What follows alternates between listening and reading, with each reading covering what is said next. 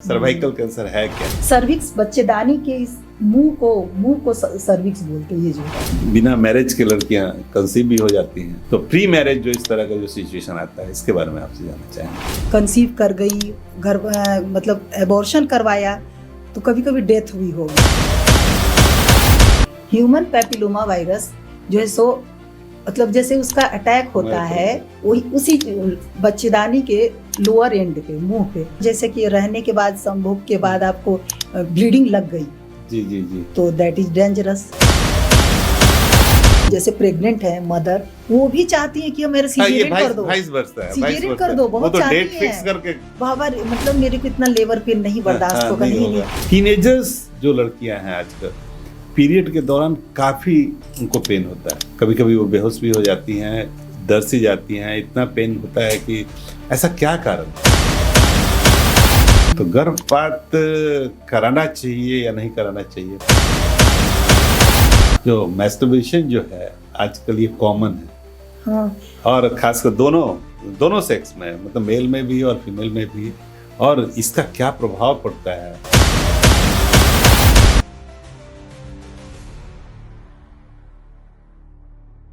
मंजिलें भी जिद्दी हैं, रास्ते भी जिद्दी हैं, देखते हैं कल क्या होगा, हमारे हौसले भी तो जिद्दी हैं। नमस्कार, आप देख रहे हैं हमारा पॉडकास्ट चैनल प्राइम डेस्टिनेशन ए क्लैरिटी। इसी हौसले के साथ आज की हमारी मेहमान है पटना की सुप्रसिद्ध, पटना की जाने मानी गायनेकोलॉजिस्ट डॉक्टर ममता सिन्हा। आपका स्वागत है हमारे चैनल पर। आज की बातें बहुत ही रोचक होने वाली है, बहुत ही ज्ञानवर्धक। सारे जो भी हमारी महिलाएं, हर वर्ग की महिलाएं, चाहे वो शिक्षित हो, अशिक्षित हो, चाहे वो प्रौढ़ हो, चाहे वो युवावस्था में हो या बाल्यावस्था की जो भी महिलाएं हैं, जो भी किशोरावस्था की महिलाएं हैं, उनके लिए ये बहुत ही ज्ञानवर्धक होने वाला है। ये आजकल बहुत ही हर अवस्था में कैंसर रोग जो है उससे पूरा समाज जो है लड़ रहा है। इन जनरल, हम महिलाओं के ऊपर भी आएंगे, लेकिन इन जनरल आपका क्या ओपिनियन है इसके ऊपर, इस रोग के ऊपर आपका क्या? देखिए, इसके निदान क्या हो सकते हैं और क्या स्थिति है अभी? देखिए हमारे यहाँ अभी इंडिया में कैंसर जो है सो डायबिटीज और लाइफस्टाइल डिजीज, डायबिटीज, हाइपरटेंशन, सबके बाद अब मोस्ट कॉमन अब ये प्रॉब्लम होने जा रहा है हमारे कैंसर की समस्या, बिकॉज ऑफ मतलब लाइफ स्टाइल चेंज के कारण, हमारे रहन सहन की गड़बड़ी के कारण। मतलब रहन सहन की गड़बड़ी है, रहन सहन की गड़बड़ी, प्लस आपको जो है सो पॉल्यूशन, खाने पीने का मतलब में ज्यादा पेस्टिसाइड, इंसेक्टिसाइड यूज करना, एडल्टरेटेड फूड्स, केमिकल्स फूड, जाने अनजाने में, जाने अनजाने में, और लोग फैशन से खा रहे हैं, मतलब टाइम कम है, काम बहुत है, तो अपना चलो खा लो, रेडीमेड फूड्स खा रहे हैं, जंक फूड खा रहे हैं। तो यही जो है आपको प्रॉब्लम कर रहा है, और हमारे यहाँ ना कैंसर की समस्या बढ़ती जा रही है। जैसे 20% हमारे पूरे ऑल ओवर वर्ल्ड में 20% हमारे यहाँ इंडिया में कैंसर है। 20% इंडियन ऑल ओवर वर्ल्ड के जो भी कैंसर रोगी हैं उसमें 20% यहाँ से बिलोंग करते हैं। यहाँ से हेवी। तब तो आपका हम लोग जरूर जानना चाहेंगे, सलाह जानना चाहेंगे, खासकर हर वर्गों के लिए। आप थोड़ा बताइए इस पर। तो मोस्ट कॉमन कैंसर्स हमारे यहाँ जैसे 5 हैं कैंसर्स हमारे यहाँ। मोस्ट कॉमन ब्रेस्ट कैंसर, महिलाओं में ब्रेस्ट कैंसर ये सबसे ज्यादा है। महिलाओं में सबसे नंबर 1 ब्रेस्ट कैंसर। हाँ, और दूसरा ये क्या ब्रेस्ट कैंसर हर स्टेज के लोग, महिलाओं को होता है? हाँ, मतलब हो सकता है, जैसे मतलब आफ्टर 40-45 एडल्ट मतलब एज, दैट इज मतलब कॉमन पाया जाता है। लेकिन किशोरावस्था में भी हो सकता है। बहुत को जिसकी फैमिली हिस्ट्री है, जिसके यहाँ जेनेटिक हिस्ट्री है, चांसेस रहते हैं, लेकिन बहुत कम होता है, उन्हें वैसा नहीं है। तो इसमें जो है सो ब्रेस्ट का जो कैंसर है जो आपको, तो वही मतलब कॉमन है, इसीलिए महिलाओं को हम सलाह देते हैं कि अपना मैनुअल एग्जामिनेशन करते रहें, ब्रेस्ट का स्क्रीनिंग करवाते रहें, मेमोग्राफी करवाते रहें। मेमोग्राफी वर्ड जो आपने बोला, ये क्या हर जगह उपलब्द है मेमोग्राफी का टेस्ट? हाँ, अब तो सब जगह उपलब्ध है, खास ब्रेस्ट के लिए जो स्पेशल स्कैनिंग करते हैं उसमें जो तो हमारा परिवेश तो आप जानती होंगी कि ग्रामीण प्रदेश है, हमारे ग्रामीण- अधिकतर जनता तो जो है वो ग्रामीण तो ग्रामीण परिवेश में आती है। मैं यही बोलूंगी कि महिलाओं को कम से कम महीने में 1 बार 2 बार अपने ब्रेस्ट का एग्जामिनेशन, मैनुअल एग्जामिनेशन नहाते समय जैसे ये प्राइवेट करना चाहिए।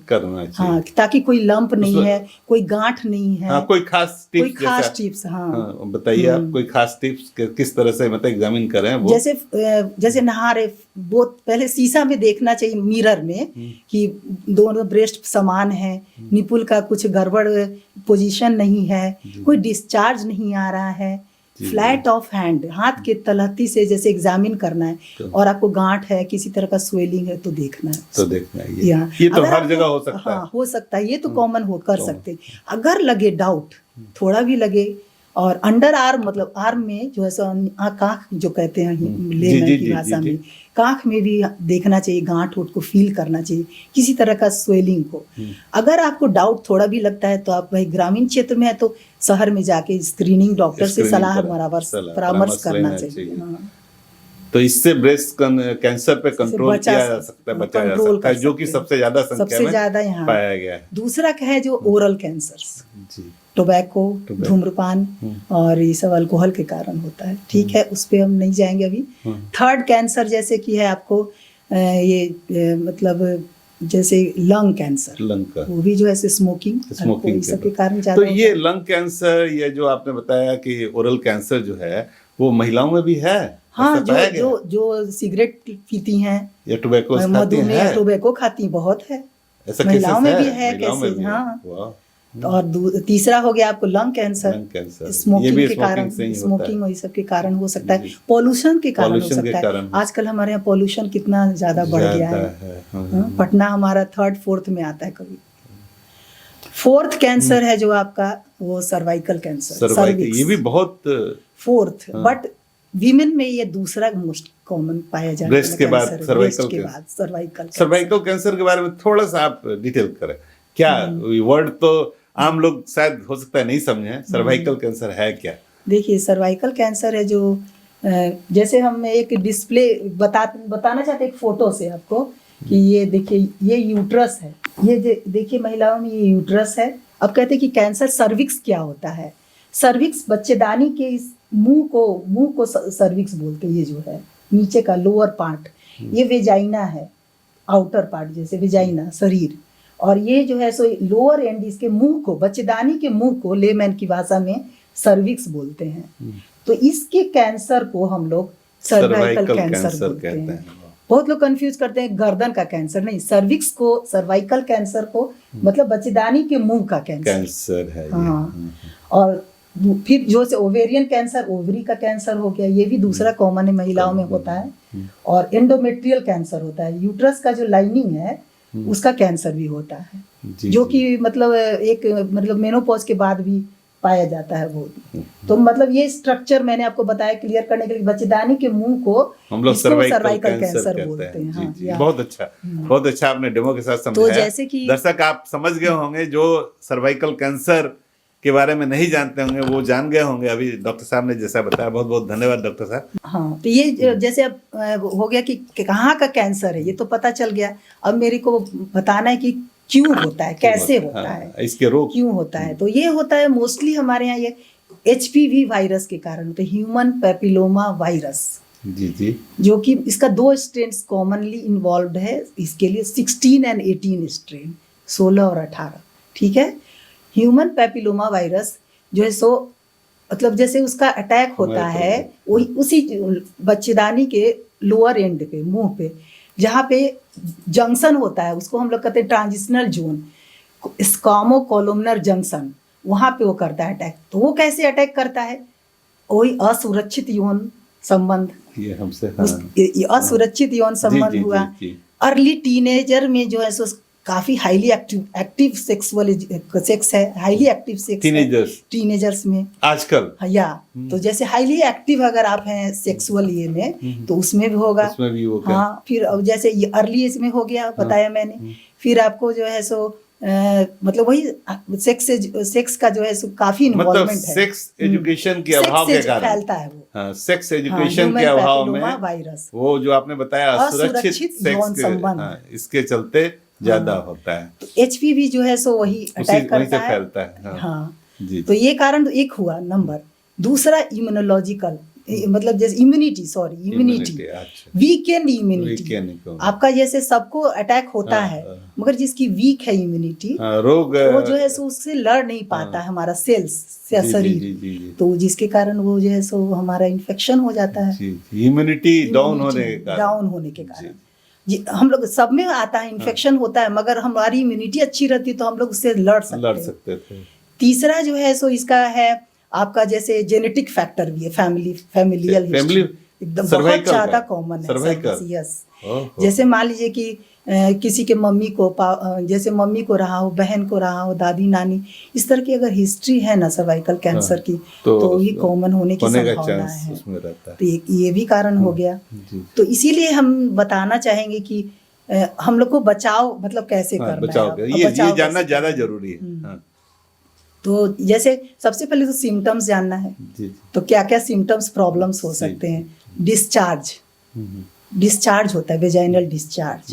तो डिस्चार्ज में जैसे कि जो नॉर्मल एक डिस्चार्ज होता है, जो एक टीनेज लड़की में भी पाया जाता है, वो जो है नॉर्मल का है, वो ओव्यूलेशन के टाइम थोड़ा होता है ज़्यादा। लेकिन अगर आपको डिस्चार्ज ज़्यादा हो रहा है, हेवी थोड़ा हो रहा है, प्यूरुलेंट हो रहा है, वाइट थिक हो रहा है, या फिर आपको स्पॉटिंग्स आ जाती हैं इन बिटवीन मेंसेस, कभी बीच में भी मेंस आ गया, या पोस्ट क्वाइटल, जैसे आप आफ्टर जैसे कि रहने के बाद, संभोग के बाद आपको ब्लीडिंग लग गई, जी, तो दैट इज डेंजरस। अच्छा। आपको जाना पड़ेगा डॉक्टर के यहाँ, गायनेकोलॉजिस्ट के यहाँ, और तुरंत रिपोर्ट करनी पड़ेगी आपको। एक्चुअली वही झिझक है, एजुकेशन नहीं है। महिलाएं आज भी समाज में बहुत सारी हैं जो हेजिटेट करती हैं, शर्माती हैं, इस कारण वो अपने को खुल के नहीं बता पाती, जबकि इतने एजुकेटेड होने के बावजूद। जबकि हमारे यहाँ इसका निदान का 90% मतलब इसका उपाय है HPV वैक्सीन। इसका वैक्सीन है, वैक्सीन भी है, वो लिया जा सकता है। वैक्सीन लेने से आप इसको रोक सकते हैं। ये वैक्सीन कब, किस अवस्था में लेना है? देखिए, वैक्सीन टीनेजर्स में 9 to 18 ईयर्स में टीनेजर्स ग्रुप में जैसे ले सकते हैं आप। तो इसका डोज है जो स्टार्ट किया, फर्स्ट डोज लिया, उसके 6 महीने के बाद फिर एक डोज ले लिया, ये आपको प्रोटेक्ट करेगा, ठीक है। और बाद में मिडिल एज में जैसे, और 40 ईयर तक, 45 ईयर तक आप इसको जैसे स्टार्ट में एक डोज लिया आज, फिर 2 साल के बाद एक डोज, फिर 6 मंथ के बाद एक डोज, 3 डोजेज लेना पड़ेगा। 3 डोजेज इसका लेना है 18 ईयर के बाद। अच्छा, तो इसका ये काफी मतलब हद तक ना आपको ना 90% हम इसको बचा सकते हैं अगर टीनेजर से और हम लोग लगा दे टीका। ये बहुत बड़ी बात है। ये भी चीज बहुत लोग नहीं जानता है, नहीं लग पाता है, अवेयरनेस नहीं सोचता है कि कॉम्प्लिकेशन हो जाएगा मेरी बेटी को, इसका ग्रोथ कम हो जाएगा, ये सब चीज सोचते हैं लोग। तो ऐसा होता तो नहीं है, कुछ नहीं होता है, ऐसा कुछ नहीं होता। जानकारी का अभाव है। थैंक यू डॉक्टर, बहुत आपने डिटेल्स में बताया इस चीज को। और एक खासकर कैंसर के बारे में जो आपने बताया, सर्वाइकल कैंसर, ये बहुत इम्पोर्टेंट, ये सबको जानना चाहिए। दर्शक आप इसको नोट करें, जो इसका HPV वैक्सीन है ये अवेलेबल है। 18 ईयर्स के बाद आप इसका 3 डोज है, 3 डोजेज आप ले सकते हैं, up to 18 years, 9 to 18 years के बीच में आपका 3 डोज इसका लेना है, 2 डोज लेना है। 9 to 18 ईयर्स तक 2 dose, 2 dose, then 3 doses 18 years के। ये आपको 90% बचाव करता है, 90% बचाव करता है HPV cancer. Thank you doctor, बहुत अच्छी बात आपने बताई। अब मैं कुछ और सवालात तो बहुत सारे हैं जो आपसे पूछना चाहते हैं। एक जो सबसे पब्लिक का जो सवाल जो है, डॉक्टर्स के पढ़ाई में आज जैसा कि आपने बताया बहुत खर्च है, महिलाएं ज्यादा से ज्यादा आना चाहती हैं। आजकल के तकनीक में, आजकल के ये में जो एक ट्रेडिशनल डॉक्टर की पढ़ाई जो होती थी, अब जो पढ़ाई हो रही है उसमें बहुत तरह का है। आज शुरू से ही पैरामेडिकल की पढ़ाई भी हो रही है, मेन MBBS डॉक्टरी की पढ़ाई हो रही है, स्पेशलिस्ट की पढ़ाई हो रही है। तो महिलाओं के लिए खासकर ये सारों में, हम सारे चिकित्सा क्षेत्र की बात बता रहे हैं, उसमें किस किस तरह की चुनौती आ सकती है, और आप उस चुनौती को आप क्या समझती हैं, जो आजकल किस तरह की चुनौती आ रही है, उसका समाधान क्या हो सकता है? देखिए जैसे आपने बताया कि टेक्नोलॉजी एडवांस हो गई है, तो सब लोग जागरूक हो गए हैं, लड़कियां भी बहुत जागरूक हो गई हैं, एजुकेशन के मामले में बहुत अच्छा कर रही हैं। लड़कियां तो अब टॉप नंबर 1 पे जा रही हैं टॉप। तो मतलब जागरूकता जो उनमें आई है, जिसके कारण वे प्लस आपको फैमिली का सपोर्ट मिले, आप अच्छे से पढ़ें, आप कंसंट्रेट कर, मतलब पढ़ने में अच्छा करें, प्लस आपको पैसे का जैसे कि सपोर्ट मिले। तो ये सब मिला के अगर मिलता है तो कोई भी कर सकती है लड़की। आज हमारे यहाँ लड़कियां काफ़ी अच्छा कर रही हैं और मतलब बहुत आगे बढ़ रही हैं समाज में। तो मैं चाहूँगी कि जैसे अगर मेडिकल के क्षेत्र में जैसे लड़कियां आगे बढ़ना चाहती हैं, तो हम परिवार का भी सपोर्ट बहुत उसको मायने रखता है। और खास क्षेत्र बताइए, जैसे कि आपने एक बताया गैनकोलॉजिस्ट, वो तो है एक आपका रुझान था और बहुत सारे गैनकोलॉजिस्ट हैं। पैरामेडिकल में भी बहुत सारे लड़कियां आना चाहती हैं। जैसे हमारे टाइम में ना ज्यादातर गायनकोलॉजिस्ट बनना चाहते थे हम लोग, क्योंकि उस समय जो है बहुत सारा क्षेत्र पे फोकस नहीं था, उतनी पढ़ाई भी नहीं थी। जैसे था 3 ही चीज पे हम लोग पहले फोकस करते, डॉक्टर बनो, इंजीनियर बनो, वकील बनो, ठीक है। मगर आज तो हमारे पास उसी तरह मेडिकल चिकित्सा के क्षेत्र में भी बहुत सारे फील्ड्स हो गए हैं, और इसमें काफी महिलाओं के लिए जैसे बताइए कौन सा क्षेत्र रहेगा जो आप सलाह देते हैं? आजकल तो जैसे कि मतलब जैसे रेडियोलॉजिस्ट बनना, डेंटिस्ट भी हैं डॉक्टर, तो बहुत अच्छा फील्ड है, बहुत अच्छा, मतलब उनके लिए बहुत काम की चीज़ें और आ गई है।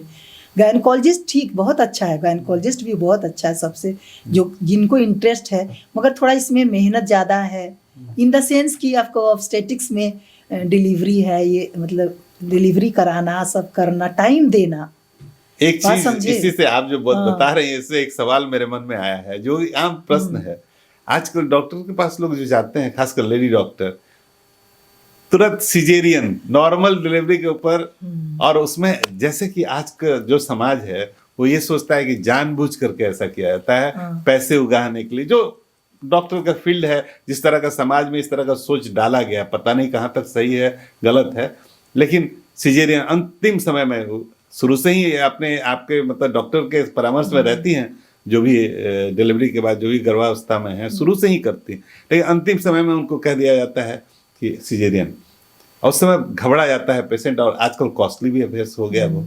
इसके बारे में आपका क्या कहना है? ये सच्चाई क्या है? आपसे जरूर जानना चाहेंगे। ये तो हालांकि पैसे की बात है, लेकिन जरूर हम जानना चाहेंगे ये तो एक इस समय इस धारणा को कैसे दूर किया जाए। ड्रॉबैक है अभी हम लोगों का, क्योंकि डॉक्टर्स, अब हम कैसे अपने क्षेत्र में ये बोले, नहीं बताना, समय नहीं देना चाहते हैं डॉक्टर्स, जैसे समय नहीं देना चाहते हैं आपको, patiently you have to wait, मतलब डिलीवरी नॉर्मल हो, अच्छे से हो जाए, उसके लिए आपको। और दूसरा बात है कि आपको समय देना पड़ेगा, टाइम देना पड़ेगा, तो और आपके पास अगर समय नहीं है, और ये तो आप जो है छोड़ जल्दी से सिजेरियन चलो कर लो, या फिर मैंने देखा है बहुत सारे को कि कॉम्प्लिकेशन इस तरह मरीज को बता देते हैं कि डर जाती हैं वो, कि अरे ऐसा है, हाँ होता है, ऐसा मैंने देखा है, हाँ, कि बच्चा पॉटी कर दिया, या फिर आपको पानी आपका नहीं है, या फिर बच्चे की धड़कन एकदम कम है, ये सब थोड़ा सा पेशेंसली, अब हम कैसे मतलब ये बोले, लेकिन ये कारण ये सब होता है कि बोल के करते हैं लोग, डर जाते हैं। ये अच्छी बात, डॉक्टरों के लिए भी अच्छी बात नहीं, लेकिन आप भी पेशेंसली शुरू से ही सलाह में रहें डॉक्टर के, घबराए नहीं, अपना भी आप सहयोग दें पूरा। ऐसा नहीं कि आपको कोई बोल दिया तो आप घबरा के तो दूसरा परामर्श भी लें, आप दूसरे जगह भी परामर्श ले सकते हैं। मतलब जैसे कि आपको इससे बचा कैसे जाए, बचने के लिए जैसे आपको कैसे बचे, आजकल तो मैं क्या बताऊं आपको कि लड़कियां भी जो है ना, जो फर्स्ट टाइम कंसीव की, जैसे प्रेग्नेंट है मदर, वुड बी मदर जो है, वो भी चाहती है कि मेरे सिजेरियन कर दो, सिजेरियन कर दो, बहुत चाहती है बाबा, मतलब मेरे को इतना लेबर पेन नहीं बर्दाश्त होगा, नहीं सिजेरियन बहुत आराम से है, ये हो जाए, हाँ, या वाइस वर्सा है। तो ऐसे केस में तो करना ही है। वो तो केस ठीक है, वो तो सहमति है, हालांकि वो कहाँ तक सही है, नहीं, ये भी बहुत सही है। मेरे पास भी वैसे पेशेंट आती हैं सबके पास, कि कहती हैं कि नहीं हमको लेबर पेन नहीं बर्दाश्त कर, मेरा कर दीजिए डॉक्टर, या थोड़ा सा भी लेबर पेन स्टार्ट हुआ, नहीं मेरे को बहुत खराब लग रहा है, मर जाएंगे हम, तो जल्दी मेरा ऑपरेशन कर दो। तो वैसे में आप लोग करना पड़ता है, लेकिन वो हानिकारक तो नहीं है? हानिकारक नहीं है। तो मेरे को तो पता ही नहीं था सीजरियन में इतना आराम होता है, ये होता है। लेकिन जो अभी पुरानी ओल्ड जैसे मिथ है और सब कुछ, आज भी लोग है, कुछ लोग मानते हैं कि नॉर्मल डिलीवरी जो है सो ज्यादा अच्छा है, ज्यादा आपको वो मतलब वो प्रॉब्लम बहुत नहीं होता, टाके नहीं पड़ते, पेट दर्द नहीं होता, ये सब नहीं होता।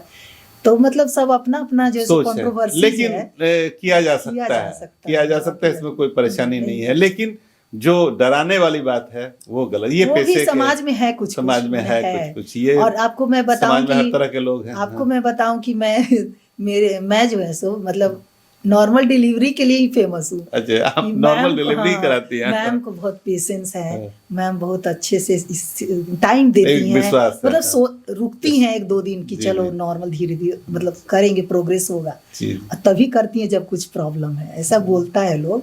और इस कारण भी मेरे पास मरीज आता है डिलीवरी नॉर्मल हो कराती हूँ ये सोच के। तो मैं सोचती हूँ कि मैं समय दूं, थोड़ा कम ही पेशेंट देखूं, अच्छे से करूं। मैं ये एक मेरा ये है। अच्छा, एक जनरल स्वास्थ्य जैसे महिलाओं के लिए, मतलब वो स्वस्थ रहें, कम से कम डॉक्टर के पास जाना पड़े, एक स्वस्थ महिला, क्योंकि उनको आगे गर्भ धारण करना है, हर लेडीज का, खासकर महिलाओं का, मदरहुड का तो हर किसी का एक सपना होता है। तो उसके लिए शुरू से ही कैसे स्वस्थ रहें, किस एक जनरल टिप्स आपसे जानना चाहिए। खान पीन, जैसे महिलाओं में तो अब जागरूकता हो ही गई है, मगर बहुत सारे मतलब यहाँ अभी समस्याएं भी हैं। आजकल लेट मैरिजेज होती हैं, और जैसे हम लोग बोलते हैं ना कि नहीं, इसी से एक प्रश्न हमारा, सही बात आपने बताया, आप लेट मैरिज की जो बात बता रही हैं, आजकल खासकर वर्किंग सभी अपने पैर पे खड़ा होना चाहते हैं, चाहे वो लड़कियां हों लड़के हों, सभी। और पढ़ाई लिखाई में काफी समय बीत जाता है। और एक पहले के समय में तो हम लोग जो सुनते थे, पहले 18, 19, 20 तक में शादी हो, 25 साल में बच्चे भी कंप्लीट हो गए, फैमिली सबकी फैमिली। जैसे आपने खुद का बताया, जो आप खुद का अपने बारे में बताया कि आप पढ़ रही थी उसी समय।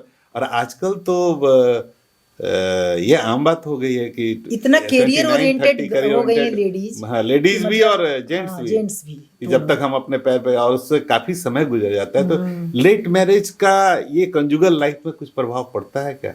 ये खासकर आफ्टर 35 में बच्चा हो रहा है, 36 प्लान कर रहे हैं, बहुत लोग का नहीं हो रहा है, बहुत लोग 40 तक जाते हैं, 40 तक चला गया, तो आईवीएफ करवा रहे हैं, आईवीएम करा रहे हैं लोग, आजकल गोद ले रहे हैं बच्चे को। आपका इसके बारे में क्या कहना है कि लेट मैरिज से कुछ प्रभाव पड़ता है? देखिए, आजकल तो ये बहुत हो गया है, प्रोटोकॉल में आ गया कि आफ्टर 30 मैरिजेज ही हो रही हैं। प्लान करते करते 35 हो जाता, एज हो जाता है। हम लोग के समय का बात अलग था, कहते थे, हम लोग बोलते भी थे, before 30 you have to complete your family 30 वर्ष के पहले हो जाने से कॉम्प्लिकेशंस बहुत नहीं होते हैं, न बच्चे में कॉम्प्लिकेशंस होता है, बहुत सारे कॉम्प्लिकेशंस होते हैं। जैसे बच्चे में कॉम्प्लिकेशन, माँ में भी कॉम्प्लिकेशन, दोनों होने का डर है। लेट मैरिज लेट इशू होने से। तो जैसे मदर में कॉम्प्लिकेशन बहुत सारे, ब्लड प्रेशर है आपको, मतलब जैसे आपको बहुत तरह के मेडिकल प्रॉब्लम्स हो सकते हैं, और बीपी और ये सब तो है ही, ब्लड प्रेशर। दूसरा जो है सो आपको एग्स कम बनने लगते हैं, मतलब गर्भाधारण में भी दिक्कतें आती हैं। लेट मैरिज से एग्स कम बनने लगते हैं, धीरे धीरे ग्रेजुअली एग बनना कम हो जाता है, और बहुत तरह के प्रॉब्लम्स आने लगते हैं। जब कंसीव भी कर जाते हो तो फिर भी आपको उस समय बहुत सारे प्रॉब्लम्स में तीनों first trimester, second trimester, third complication होने लगते हैं। वो पीपीएच होने का प्रॉब्लम है, बीपी बढ़ गया, अंत में आपको एनीमिया हो रहा है।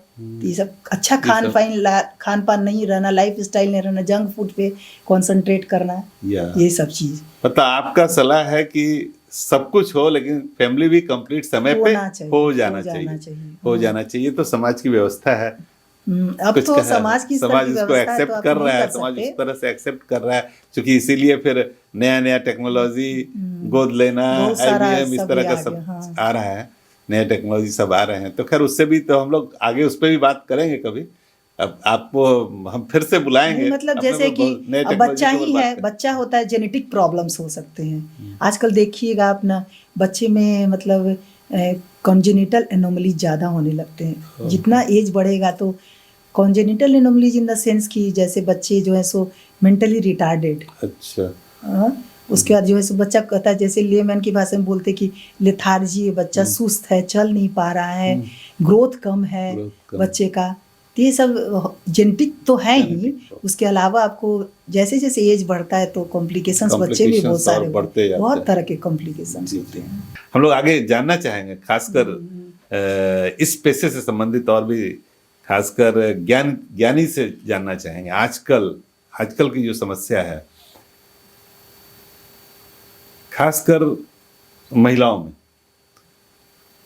में जैसा कि आपने बताया कि एजुकेशन का भी अभाव है, थोड़ा समाज के सामने आगे बढ़ के भी नहीं आती हैं। तो आप महिलाओं को स्वास्थ्य के ख्याल से, खासकर ज्ञानी के पॉइंट ऑफ व्यू से, आप कुछ ऐसा टिप्स दें ताकि महिलाएं खुलकर अपनी बात डॉक्टर के सामने बैठ के, बहुत सारा चीज जो है छुपा रहता है, समाज के सामने आना नहीं चाहती हैं वो। और हम उस पर एक टॉपिक जरूर छेड़ना चाहेंगे। आजकल लिविंग रिलेशनशिप में खासकर युवा अवस्था में लड़कियां ज़्यादा रह रही हैं, लड़कियां ज़्यादा रह रहे हैं। और खासकर हमेशा समाचार पत्रों में आता जाता रहता है कि प्री मैरिटल रिलेशन के कारण, रिलेशनशिप में रहने के कारण कुछ गलत कदम भी लोग उठा लेते हैं। बिना मैरिज के लड़कियां कंसीव भी हो जाती हैं और उस समय बहुत ही दबाव में गलत डिसीजन भी अपने स्तर से ले लेती हैं। इस बारे में हम जरूर जानना चाहेंगे आपसे। क्या ये बहुत ही बर्निंग टॉपिक है आजकल के लिए, समाज के लिए, खासकर किशोरावस्था, टीनेजर्स लड़कियों के लिए जो बाहर रह रही हैं हॉस्टल्स में या रिलेशनशिप में वर्किंग लड़की सब है, वो लोग रह रही हैं। तो प्री मैरिज जो इस तरह का जो सिचुएशन आता है, इसके बारे में आपसे जानना चाहेंगे। आप क्या बताना चाहेंगे, किस तरह के केसेस आपके सामने आते हैं और आप क्या सलाह देना चाहेंगे उन वर्गों को? देखिए, आजकल ये समस्या बहुत ज़्यादा बृहत हो गई है। पहले भी ये होती थी। मानती हैं इस चीज़ को? या मानते हैं, मैं मानती हूँ इसको, क्योंकि ये इस तरह के प्रॉब्लम्स लेके बहुत सारे हमारे यहाँ आते हैं क्लिनिक में, हमारे क्लिनिक में। तो पहले भी ये प्रॉब्लम था, मगर अनएजुकेटेड थी लड़कियाँ, उतनी ये नहीं थी और अवेयरनेस नहीं था उनको, जानकारी, जिस कारण ना बहुत सारी को कॉम्प्लिकेशंस होती थी और इसमें कंसीव कर गई, मतलब एबॉर्शन करवाया तो कभी कभी डेथ हुई हो गया कॉम्प्लिकेशन के कारण। लेकिन आज के ये मतलब बहुत एडवांस हो गया है हमारा ये, तो उसमें महिलाएं भी काफ़ी जागरूक हो गई हैं। फिर भी जो है सो मतलब लिव इन रिलेशनशिप और बिफोर प्री मैरिटल जो मतलब सेक्स है, इस सब पे रुझान के कारण सब लोग मतलब ये होता है। मगर मैं यही कहना चाहूँगी कि ठीक है, ये सब सही है मतलब, लेकिन उसके पहले आपको डॉक्टर की परामर्श, गायनेकोलॉजिस्ट का माने परामर्श लेना चाहिए और समझना चाहिए क्या सही क्या गलत। जैसे है आप, ठीक है, आप जिसके साथ हैं, मतलब पार्टनर जो आपका है, उसके साथ मिल के आपको पहले समझना चाहिए कैसे अनप्रोटेक्टेड सेक्स से बचना चाहिए, और हम नहीं, गर्भ नहीं हो हमारे में, मतलब नहीं ठहरे, इस सब के लिए उपाय करना चाहिए। जी जी। बहुत बार होता है क्या कि माने अनजाने में भी जैसे गर्भ ठहर गया, जैसे प्रॉब्लम हो गया, तो आपको तुरंत डॉक्टर से सलाह लेनी चाहिए और मिलनी चाहिए, ताकि वो आपकी समस्या, बहुत सारे समस्याओं का समाधान कर सके। जी जी जी। आपका ये कहना है कि आजकल ये तो फैशन है, लिविंग रिलेशनशिप, समस्याएं भी उसी तरह से आ रही हैं, तो इसका निदान यही है कि वो डॉक्टर के संपर्क में रहें और क्या क्या प्रिकॉशंस लेने चाहिए वो प्रिकॉशंस जरूर लें, जरूर समझे। हाँ। क्योंकि अनजाने में कोई इस तरह की स्थिति पैदा नहीं हो, यही आपका कहना है। डॉक्टर, एक सवाल जो आजकल काफी लोगों के, हमारे जो भी दर्शक हैं वो भी इससे सहमत होंगे, और हम भी जो आए दिन जो न्यूज़पेपर के जरिए और ऐसे भी डॉक्टर्स के साथ रहते या जो भी हमारे फ्रेंड्स रिलेशंस जो भी लोग हैं उनसे जो समझ में आता है, टीनेजर्स जो लड़कियां हैं आजकल पीरियड के दौरान काफ़ी उनको पेन होता है, कभी कभी वो बेहोश भी हो जाती हैं, दर सी जाती हैं, इतना पेन होता है कि ऐसा क्या कारण है खासकर टीनेजर्स में? देखिए टीनेजर्स को कहते हैं 9 to 14 15 ईयर्स। 15 ईयर्स 9 ईयर्स मतलब मेन से स्टार्ट होना, मेंस्ट्रुअल एज माने वहाँ से मेन स्टार्ट होता एज ऑफ मेनार्की माने मेन से स्टार्ट होता है। जी जी।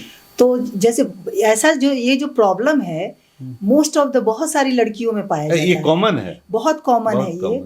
थोड़ा बहुत पेन होना, हल्का फुल्का पेन जैसे हो रहा है, ठीक है, दैट इज नॉर्मल। ब्लीडिंग भी थोड़ा है तो ठीक है। तो ये पीसीओडी आजकल लेके प्रॉब्लम्स बहुत लड़कियां आती हैं। Polycystic ovarian disease. अच्छा, इसमें क्या है कि आपको अंडा एक नहीं बनता अच्छे से, बहुत सारे छोटे छोटे एग्स बनते हैं। तो उसके कारण हार्मोनल इम्बैलेंस हो जाता है। तो और इर्रेगुलर मेंस हो जाता है। और जो आपको एमिनोरिया हो जाता है। एमिनोरिया मतलब मेंस कभी कभी 6 महीना नहीं आ रहा है, कभी साल भर नहीं है, 2 साल नहीं है। तो यंग एज में जब स्टार्ट होता है लड़कियों को, तो अगर 2 साल पे आ रहा है, 1 साल पे आया या 6 महीने पे, तो घबराने की बात नहीं है। ये हम वेट कर सकते हैं, उनके 17-18 साल तक भी वेट कर सकते हैं। मतलब ऐसे में डॉक्टर से सलाह लेना चाहिए। हाँ, तो डॉक्टर से सलाह तो लेना ही आपको, सलाह लेना चाहिए। लेकिन हाँ, हो सकता है वो अपने अनुसार जो है सो आपका स्क्रीनिंग कराएंगी या जांच करेंगी, जो भी करेंगी। मगर अर्ली एज में जो ये प्रॉब्लम मेंस स्टार्ट होता है, तो जो बहुत ज़्यादा एक्यूट पेन होता है लोअर एब्डोमेन, पेट में, और कहती कि कमर में बहुत दर्द है। बहुत सारी लड़कियां बेहोश हो जाती हैं, बोलती हैं हम बेहोश हो जाते हैं, इतना दर्द होता है, लौटने लगते, काम पे नहीं जा पाते हैं, पढ़ाई नहीं कर पाते हैं। तो बहुत ज़्यादा होता है तब तो आपको जरूर ही गायनेकोलॉजिस्ट से सलाह लेनी चाहिए। तो उसके मतलब ये क्यों होता है कि जैसे यूट्रस जैसे मैंने आपको दिखलाया था, वो उसका जो मुंह जो होता है, पिन होल बहुत पतला छोटा सा होता है। तो जो ब्लड निकलना चाहता है यूट्रस से, तो मतलब नहीं निकल पाता ठीक से, फ्लो नहीं हो पाता ठीक से, क्लॉट बन जाते हैं।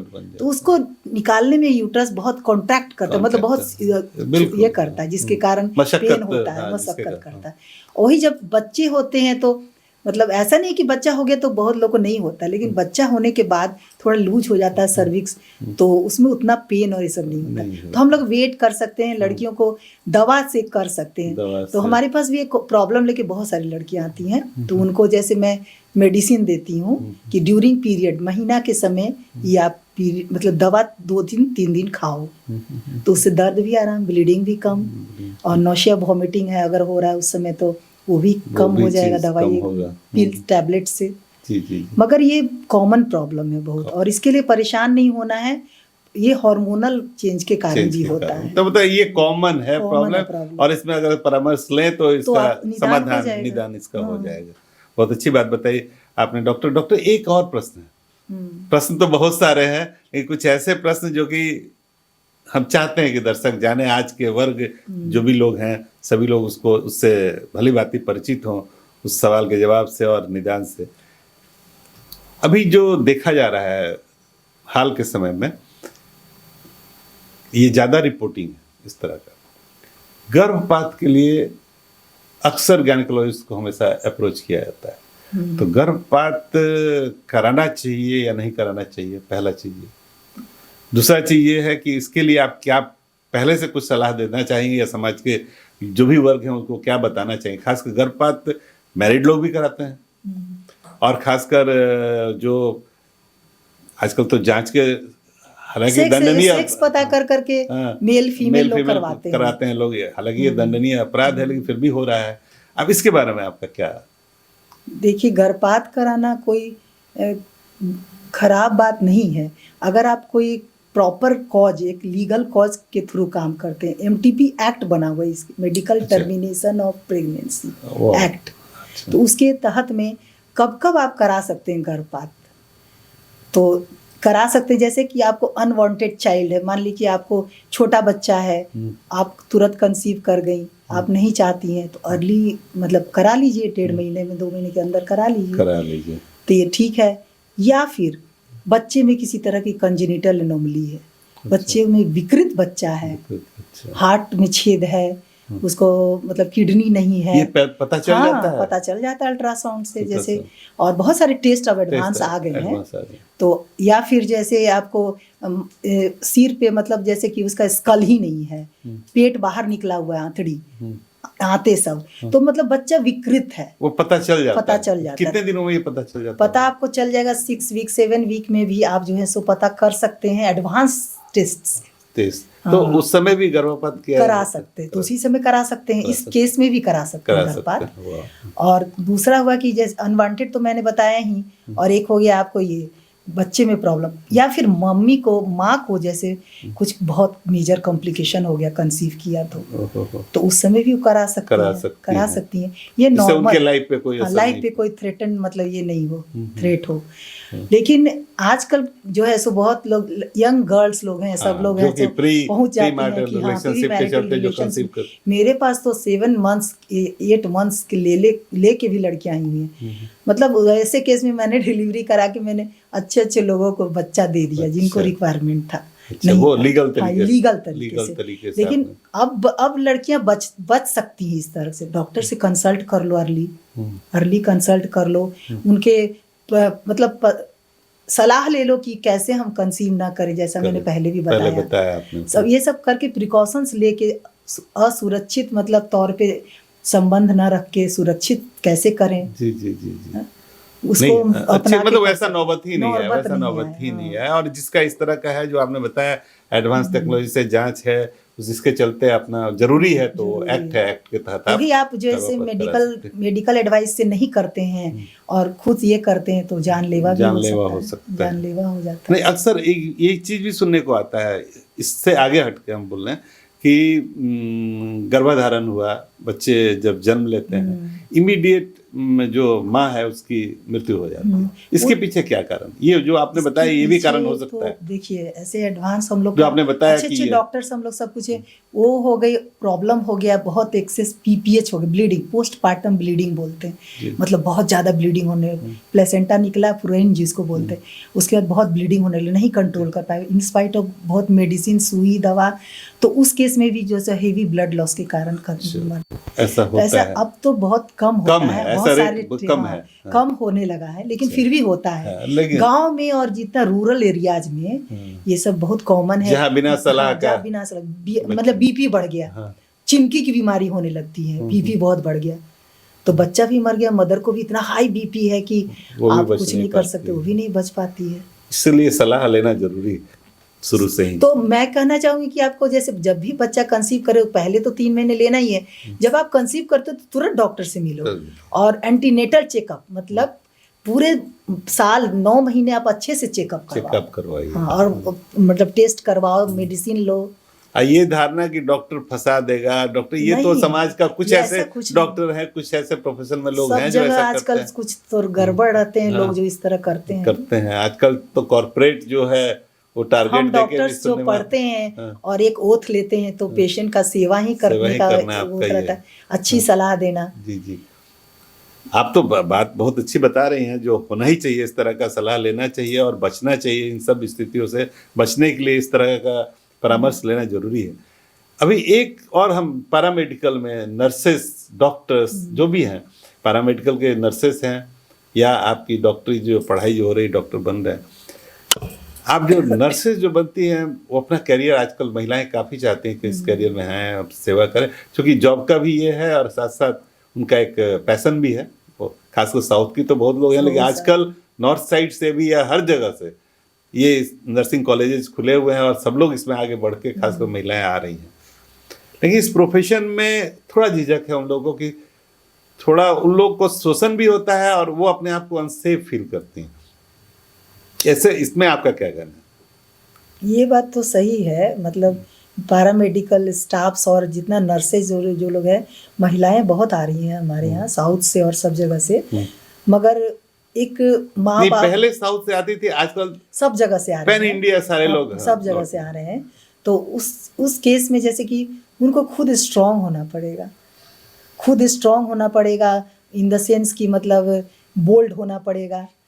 जैसे डरने की बात है, शोषण होता है आजकल, तो यौन शोषण कहाँ नहीं हो रहा है, मगर इस सब से बचने के लिए आपको थोड़ा भी लगे, मैंने ये लेमैन की भाषा में बोले कि आपको जरा भी लगे किसी डॉक्टर से या किसी से भी कि हमको थोड़ा ठीक नहीं लग रहा है, थोड़ा तो दूरी बना लो या इसके लिए प्रिकॉशन ले लो, तो आप आजकल तो महिलाएं आ ही रही हैं, सब स्टाफ नर्स, मतलब इसको तुरंत अपने लोगों के बीच में चर्चा करें, एक्शन ले लें, बोल्डली बिहेव करें। हाँ। तो फिर इस पैसे में वो अपने आप रोक सकती है, उनके हाथ में, उनके हाथ में। वाह, आपने सही बात बताया। एक और भी सवाल है, वो हालांकि पूछना चाहिए नहीं पूछना चाहिए, लेकिन ये आज की समस्या है। जो मैस्टरबेशन जो है आजकल ये कॉमन है। हाँ। और खासकर दोनों सेक्स में, मतलब मेल में भी और फीमेल में भी, और इसका क्या प्रभाव पड़ता है आगे चल के अपने स्वास्थ्य पे, ये कहाँ तक ये सही है और किस तरह, इसके बारे में आपका जरूर हम जानना चाहेंगे। आजकल तो जितना एडवांस होता जा रहा है दुनिया, उतना मैस्टरबेशन देखिए पहले भी करते थे, कुछ एक्टिव जो मतलब सेक्सुअली जो ये रहते थे लोग करते थे, लेकिन आजकल तो कॉमन हो गया है। यंग लड़के लड़कियां भी करती हैं, जैसे कि for enjoyment, for sex pleasure के लिए, मतलब प्लेजर के लिए करती हैं।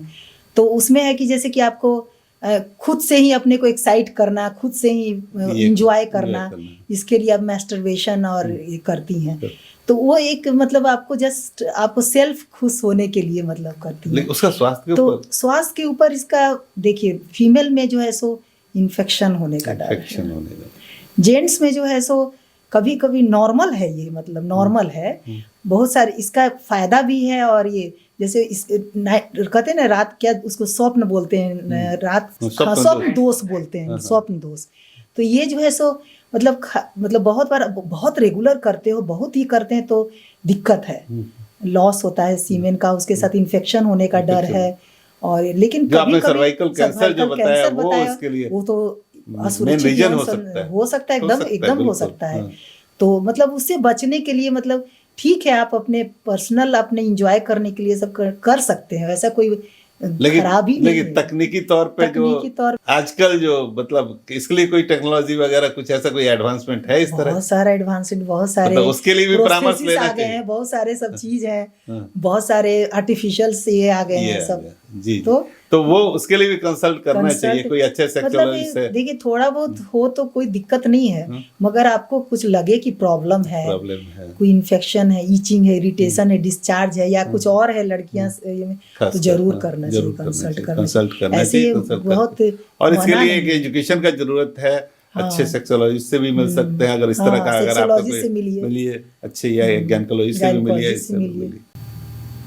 अब हमको एक चीज बताइए डॉक्टर साहब, बहुत सारी बातें हुई, हमें एक चीज जरूर जानना है कि जो नया टेक्नोलॉजी जैसे हम लोग अभी क्या है, सिजेरियन में हम लोग खुद से जाकर सर्जरी कराते हैं, या इससे बचने के लिए, या जो लेबर पेन कम से कम हो नॉर्मल डिलीवरी में, तो नई तकनीकी कुछ ऐसा? हाँ, नई तकनीकी तो है ही, जैसे फॉरेन कंट्रीज में भी, हमारे यहाँ भी अब हो रहा है, मतलब नर्व ब्लॉक कर देते हैं हम लोग, पुडेंडल नर्व ब्लॉक, जैसे उसके लिए भी तो लेमैन के लोग समझे इस चीज को। जैसे वहाँ पे सर्विक्स के पास जो है सो वहाँ पे नर्व को ब्लॉक कर देने से आपको पेन फील नहीं होगा, लेबर पेन।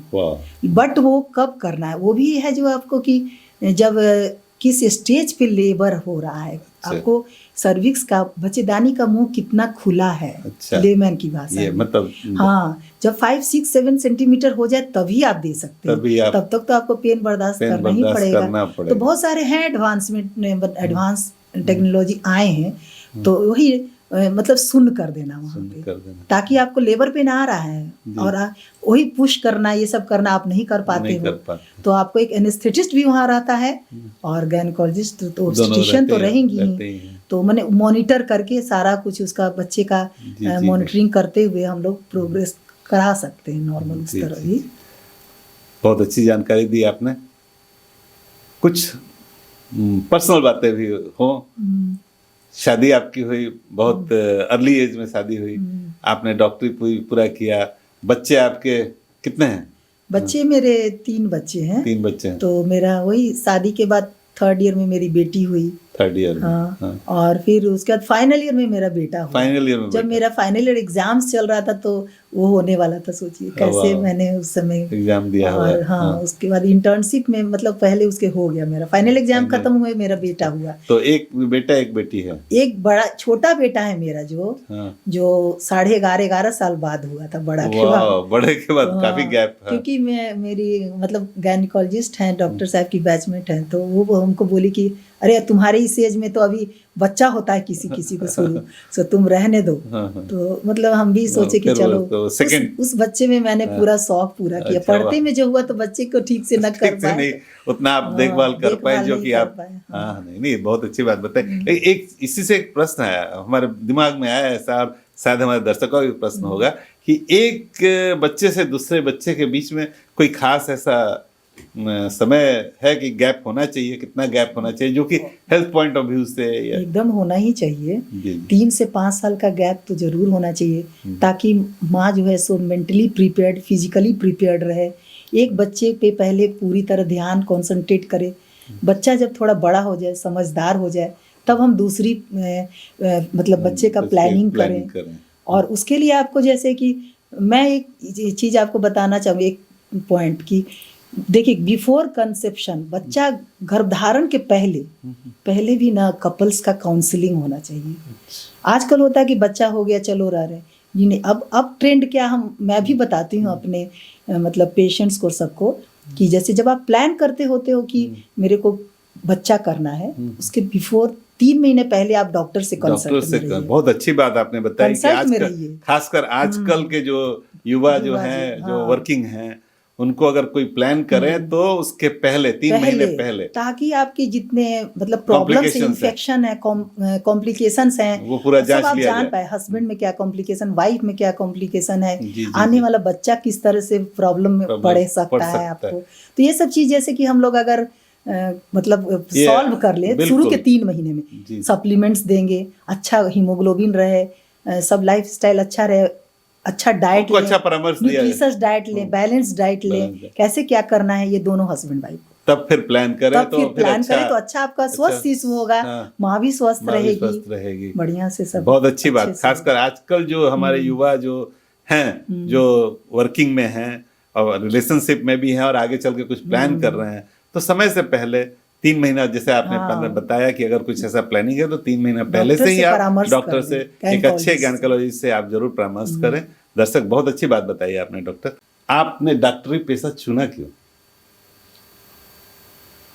डॉक्टरी पेशा चुनने के पहले मेरा बचपन से मेरे को इस तरह से मतलब इंस्पायर किया गया, मोटिवेशन मिला कि बेटा, मेरे पापा ने कहा कि बेटा तुम्हें डॉक्टर बनना है, और मैंने उसको मन में ठान लिया। और मैंने सोचा कि पापा की इच्छा है तो मैं जरूर डॉक्टर ही बनूं, और मेरा फोकस मतलब पढ़ाई पे और डॉक्टर बनने में ही लग गया। मैं और कोई फील्ड के विषय में नहीं सोच पाई। काफी तैयारी करनी पड़ी होगी आपको? बहुत ज्यादा। वो तो तैयारी तो बहुत मेहनत करना पड़ा। उस आपने कब ज्वाइन किया? हमने ज्वाइन किया था 86 में। 86 में आपने एमबीबीएस ज्वाइन किया था? वो आपका कब, इंटर के बाद तो होता होगा ये? इंटर के बाद तुरंत मेरा MD-AT एडमिशन हुआ था। अच्छा। तो पहली बार फर्स्ट टाइम उस समय कैंसिल हो गया था, फिर अगेन हमको देना पड़ा। उस समय हो गया था, फिर देना पड़ा। तब तक मैंने मगध महिला कॉलेज में, पटना यूनिवर्सिटी में, मैंने बॉटनी ऑनर्स भी कर लिया। बॉटनी ऑनर्स का वो भी मेरा वो भी कोर्स पूरा है, मतलब अच्छा आया। आपने बीएससी किया हुआ है उसके बाद? साथ मैंने दोनों हो गया मेरा।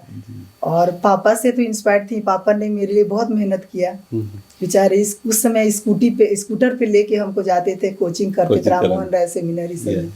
और दूसरा इंस्पिरेशन हमको मेरे नाना जी से मिला, कुशेश्वरनाथ वर्मा जी से। जी। जो कि नाना जी मेरे घर हमेशा आते थे उस समय। और जब मैं छोटी थी 9th 10th में, तो भी वो आते थे और सुबह सुबह मॉर्निंग पहुंचते थे, कहाँ बाड़ी डॉक्टर साहब।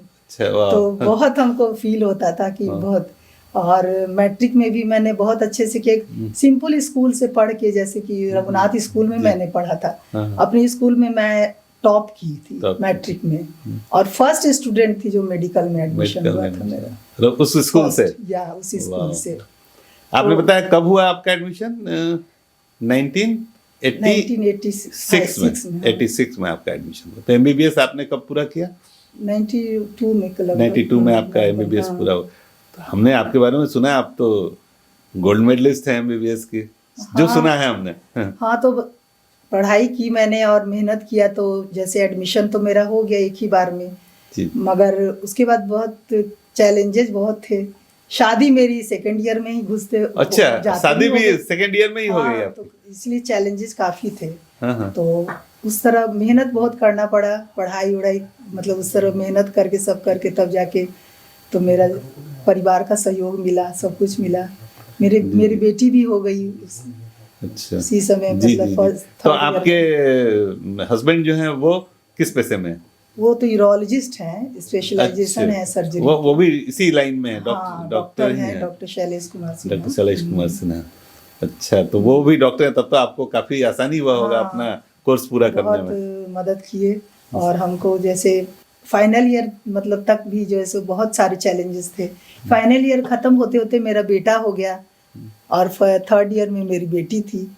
तो बहुत मतलब पढ़ाई लिखाई में बहुत, प्रेगनेंसी की हालत में हमको बहुत मतलब उसमें आपने एमबीबीएस कोर्स अपना पूरा किया है। और घर में पारिवारिक माहौल था, मदर इन लॉ थी जो बहुत बीमार रहती थी, तो उनको भी देखना पड़ता था, सब कुछ करना पड़ता। तो आपने एमबीबीएस के बाद फिर आगे की पढ़ाई जारी रखी आज? हाँ, एमबीबीएस जब मैंने कंप्लीट हुआ मेरा, उसके बाद फिर मैंने इंटर्नशिप किया, हाउस जॉब जैसे और ये किया। उसके बाद जो है फिर जो है सो मेरा पीजी में थोड़ा सा गैप हो गया क्योंकि बच्चा छोटा था और काम बच्चे देखने थे इसलिए और फिर मैंने पीजी किया। और पीजी आपने पूरा किया? कंप्लीट किया। 98 में आपने क्या सब्जेक्ट रहा है आपका? Gynaecology, ops gynae. ओह, तो ऑप्स गायनी में आपका स्पेशलाइजेशन भी है। ऑप्स गायनी में क्यों आपने ये विषय क्यों चुना? क्योंकि डॉक्टर के लिए तो बहुत सारे फील्ड हैं। क्योंकि मैं बचपन से देखती आई हूँ कि महिलाएं बहुत अपेक्षित रही हैं और बहुत सारी वो, क्योंकि एजुकेशन इतना मतलब अनएजुकेटेड बहुत सारे हैं जो कि अभी तक नहीं समझती हैं। उस टाइम तो और ज़्यादा था। तो उस चीज़ को सोचते हुए मैंने सोचा कि महिलाओं के प्रॉब्लम को सॉल्व किया जाए, सॉल्व करना चाहिए। गायनिकोलॉजिस्ट बनूं मैं, उनके प्रॉब्लम को, इसलिए आप गायनिकोलॉजिस्ट बने। समझूं मैं। चलिए, आगे बातें बहुत होंगी इसके ऊपर, गायनिकोलॉजिस्ट के ऊपर तो जरूर बातें होंगी।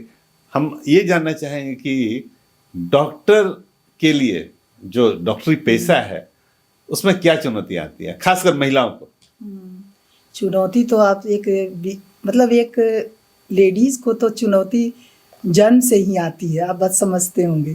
लड़की हो जाती तो सबसे पहले परिवार में अरे बेटी हो गई, है ना। मगर आजकल है ऐसा? आजकल ऐसा नहीं है। अब तो बहुत ये हो गया। लड़कियों को तो हम लोग एज ए मतलब वरदान समझते हैं समाज का। बेटों से कहीं ज्यादा काम कर रही हैं और आगे बढ़ रही हैं। और अभी तो काफी एम्पावर किया जा रहा है। एम्पावर किया जा रही है, विमेन एम्पावरमेंट पे चल रहा है। आप उस समय की बात बता रहे हैं। उस समय थोड़ा सा रहता है, लेकिन हर क्षेत्र हर जगह जैसे स्टेज में, जैसे आप बच्चे हैं, यंग हुए और ये, तो महिलाओं को बहुत बर्दाश्त करना पड़ता है। नहीं, हम खासकर इस पेशे के बारे में पूछ रहे थे। इस पेशे में तो जैसे आपको एडमिशन है, ये है, तो महिलाओं को पढ़ाई लिखाई मतलब करने का नहीं मौका दिया जाता है। सोचा जाता है कि वो मेडिकल में एडमिशन कैसे होगा, इतना पढ़ना पड़ेगा। तो आपको तो थैंक्स देना चाहिए अपने पेरेंट्स को और ग्रैंड पेरेंट्स को कि उन्होंने मौका देके आपको डॉक्टर बनाया। मतलब खर्च होता है जैसे, और प्लस जो है सो आपको बुक्स में, किताब में, मतलब पढ़ाई कॉस्टली थोड़ा होता है। खासकर डॉक्टरी की पढ़ाई तो कॉस्टली है। कॉस्टली है। सच में मैं अपने पापा को बहुत तहे दिल से और नाना की कथन को मैं ये करती हूँ, धन्यवाद देती हूँ कि उन्होंने मेरे को इंस्पायर किया, बहुत मदद किया, यहाँ तक मदद किया आपको। पापा के लिए मैं कुछ नहीं कर पाई, पापा तो मेरे अर्ली चले गए, मैं उनके लिए कुछ सेवा नहीं कर पाई। अरे कोई बात नहीं है, उन्होंने आपको इस काबिल बनाया है कि हाँ आप लोगों की सेवा कर रही हैं, समाज की सेवा कर रही हैं, ये बहुत बड़ी बात है। धन्यवाद डॉक्टर साहब, आप तो बहुत कुछ आपने बताया, बहुत कुछ ज्ञान वाली बातें आपने बताई, खासकर आज की युवा वर्गों के लिए आपने बहुत कुछ बताया, जानने लायक चीज़ें बताई। हम आगे भी मिलते रहेंगे, नई तकनीक पे बात करेंगे आपसे, नए तरीके से नया जो खोज जो होगा, खासकर ज्ञानी के क्षेत्र में या डॉक्टरी पेशे के क्षेत्र में, आपसे हम लोग जरूर मिलेंगे। बहुत बहुत धन्यवाद, आप आई हमारे चैनल पे। धन्यवाद।